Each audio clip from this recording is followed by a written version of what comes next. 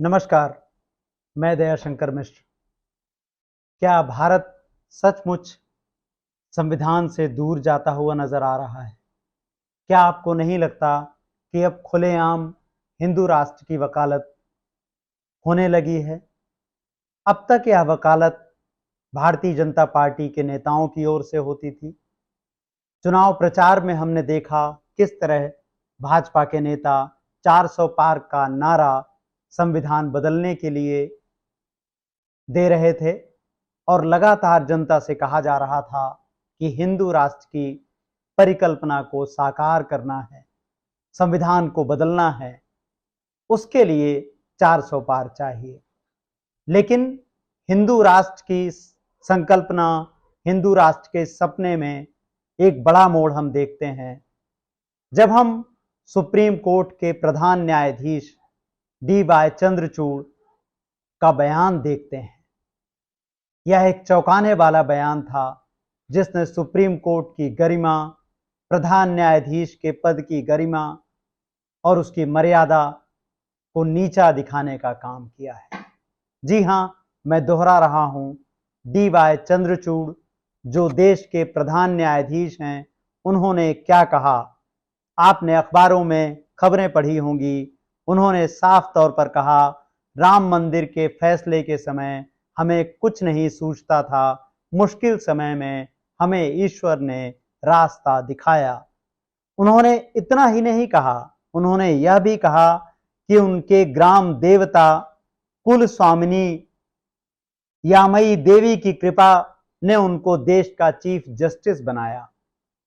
हम तो यह समझते थे और हम सबको यह लगता था कि भारत का प्रधान न्यायाधीश बनने के लिए संवैधानिक समझ, कानून की बारीकियां, न्यायिक अनुभव, सेकुलर सोच और वैज्ञानिक चेतना का होना जरूरी है। मगर प्रधान न्यायाधीश ने हमें बताया कि केवल कुल देवी की कृपा से ही आप चीफ जस्टिस ऑफ इंडिया बन सकते हैं। ईश्वर की पूजा अगर सबसे जरूरी योग्यता है तो हमारे मंदिरों के पुजारियों को प्रधान न्यायाधीश बहुत पहले हो जाना चाहिए था। प्रधान न्यायाधीश का यह बयान इसलिए भी उन सभी लोगों के लिए चिंता का कारण बना हुआ है जो संविधान में यकीन रखते हैं, क्योंकि प्रधान न्यायाधीश ने अपने भाषण में इस पर जोर दिया कि जब अयोध्या का फैसला लिया जा रहा था तो कैसे वो परेशान थे, उनको रास्ता नहीं सूझ रहा था, लेकिन मुश्किल समय में ईश्वर ने उनको रास्ता दिखाया।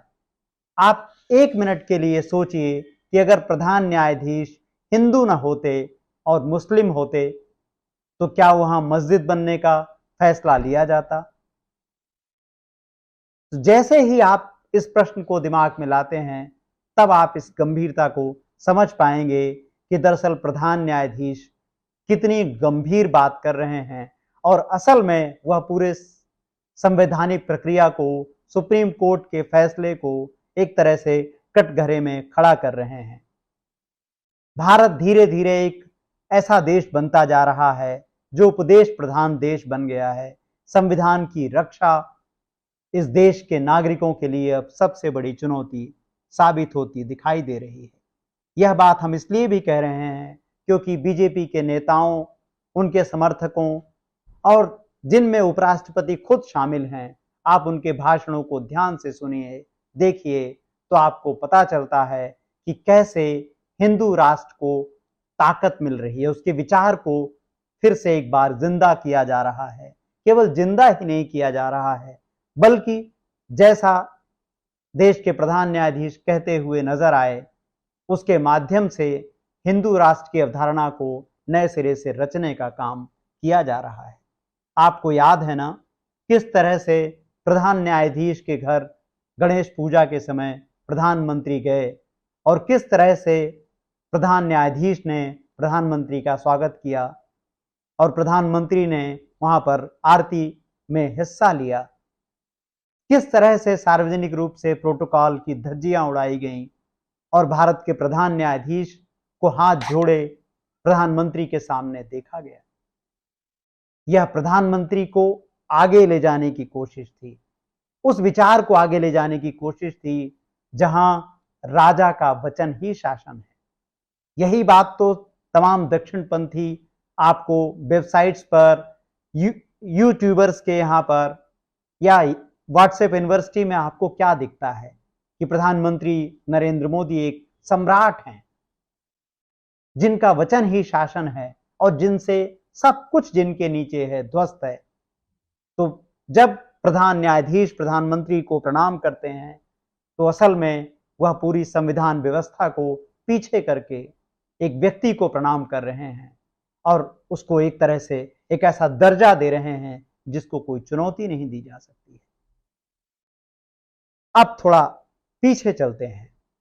आपने राहुल गांधी पर मेरी किताब देखी होगी। उस किताब में एक अध्याय है, अध्याय क्रमांक 57। अध्याय 57 में एक महत्वपूर्ण बात है, संभव है कि आपका ध्यान उस पर ना गया हो। 2047 तक हिंदू राष्ट्र वाया संविधान। डॉक्टर मोहन गोपाल कानून और अदालत की दुनिया के बेहद सम्मानित नाम हैं और उन्होंने एक कार्यक्रम में हिस्सा लेते हुए बताया था कि किस तरह सुप्रीम कोर्ट आने वाले समय में एक केंद्र बनने जा रहा है जिससे हिंदू राष्ट्र का सपना पूरा किया जाएगा। आइए देखते हैं कि क्या कहा था डॉक्टर मोहन गोपाल ने। Campaign for judicial accountability and reform webinar में बोलते हुए प्रोफेसर डॉक्टर मोहन गोपाल ने अपने साथी वक्ता डॉक्टर फैजान मुस्तफा से असहमति जताते हुए 18 फरवरी 2023 को कहा था कि मैं इस बात से पूरी तरह से असहमत हूं कि कानून मंत्री को कॉलेजियम का हिस्सा होना चाहिए। कॉलेजियम यानी वह समूह जो अदालतों में, सुप्रीम कोर्ट में जजों की नियुक्ति करता है।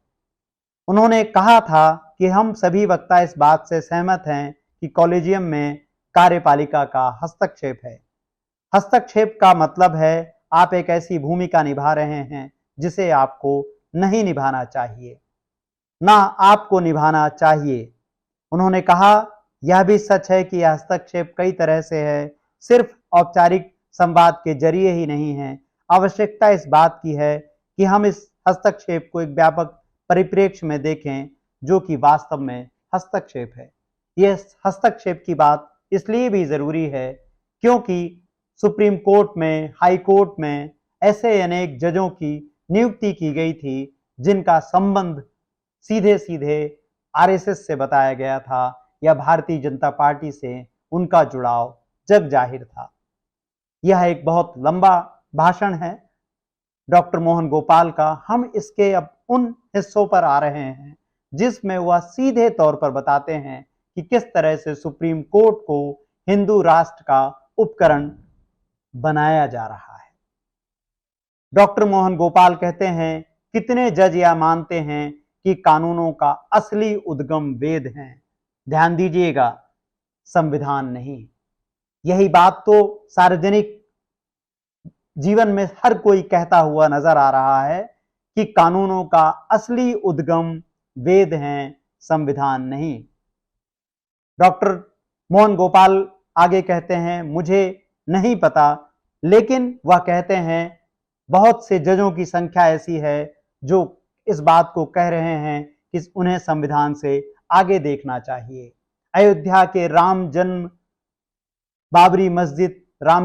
बाबरी मस्जिद केस में यही हुआ।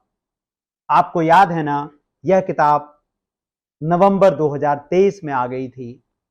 यानी यह सब बातें कितने पहले डॉक्टर मोहन गोपाल ने कही थी 2023 में, और वो इस खतरे की तरफ साफ साफ इशारा कर रहे हैं। और आज आप क्या देख रहे हैं कि भारत के प्रधान न्यायाधीश ईश्वरीय प्रेरणा की बात कर रहे हैं। यही बात तो डॉक्टर मोहन गोपाल ने अपने इस भाषण में कही है। अब जरा ध्यान से सुनिए। डॉक्टर मोहन गोपाल कहते हैं उन जजों की संख्या जो परंपरावादी हैं, ईश्वरीय तंत्र में विश्वास रखते हैं, जो धर्म में कानून का स्रोत ढूंढते हैं उनकी संख्या तेजी से बढ़ी है। मुझे लगता है 2047 तक हिंदू राष्ट्र की स्थापना की 2 चरणीय रणनीति टू पार्ट स्ट्रेटजी का यह पहला फेज है, जिसमें संविधान को खारिज नहीं किया जाना है, बल्कि संविधान को सुप्रीम कोर्ट के द्वारा एक हिंदू दस्तावेज के तौर पर परिभाषित करना है। 2047 तक हम एक गणराज्य के तौर पर अपना शताब्दी वर्ष मना रहे होंगे। पहला चरण यह है कि ऐसे जजों की नियुक्ति की जाए जो संविधान से आगे देखने को तैयार हों। दूसरे चरण में ऐसे जज होंगे जो धर्म ग्रंथों में कानून का स्रोत ढूंढेंगे। अब आप सोच कर देखिए कि प्रधान न्यायाधीश ने अक्षरशः वही काम किया है। 18 फरवरी को इस वेबिनार में अपने भाषण में वह एक बार फिर डॉक्टर मोहन गोपाल एक बार फिर दोहराते हैं कि जजों के फैसले कैसे हो रहे हैं। वह कहते हैं, उदाहरण के तौर पर हिजाब पर फैसले से इसकी शुरुआत होती है, जहां 2 में से एक जज कहता है पंथ निरपेक्ष का मतलब है धर्म, और यह कहता है कि संविधान यह नहीं कहता कि धर्म निरपेक्ष, वह कहता है पंथ निरपेक्ष। और उसने यानी उस जज ने यह भी कहा कि धर्म संविधान पर लागू होता है, और वास्तव में अपने फैसले में कहा कि संवैधानिक कानून ही धर्म है। धर्म से उसका आशय सनातन धर्म था। जाहिर है वह कह रहा था कि हमारा संवैधानिक कानून ही सनातन धर्म है। वह यह भी कह रहा है कि हमें धर्म का भी ख्याल रखना है।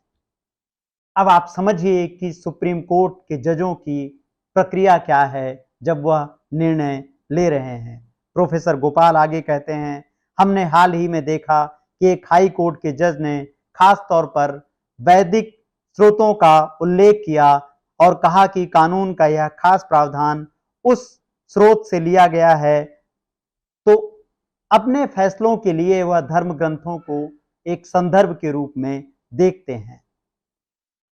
डॉक्टर गोपाल आगे कहते हैं, अगले 24 साल में जब यह चरण पूरा हो जाएगा, हम सुरक्षित तौर पर कह सकेंगे कि भारत एक ईश्वरीय तंत्र है, उसके संविधान के दायरे में, जिसे सुप्रीम कोर्ट परिभाषित करता है। यह एक लंबा भाषण है जो आप मेरी किताब पर पढ़ सकते हैं, इंटरनेट पर पढ़ सकते हैं, लेकिन यह स्पष्ट रूप से आपको बताता है कि हिंदू राष्ट्र की तैयारी कितनी गंभीरता से चल रही है। अब जबकि भारत के प्रधान न्यायाधीश ने अपने सार्वजनिक वक्तव्य में इस बात की पुष्टि की है कि वह महत्वपूर्ण फैसलों में किस तरह से ईश्वरीय प्रेरणा लेते हैं, धार्मिक शक्ति का इस्तेमाल करते हैं, तो अब हिंदू राष्ट्र की ओर भारत कितनी तेजी से बढ़ रहा है आप समझ सकते हैं। आज के इस वीडियो में बस इतना ही। लोकतंत्र, संविधान और नागरिक चेतना से जुड़े हमारे वीडियोस को लाइक कीजिए, सब्सक्राइब कीजिए, हमारे सब्सक्राइबर बेस को आगे बढ़ाने में मदद कीजिए, और अगर संभव हो तो आर्थिक रूप से हमारा सहयोग कीजिए। नमस्कार।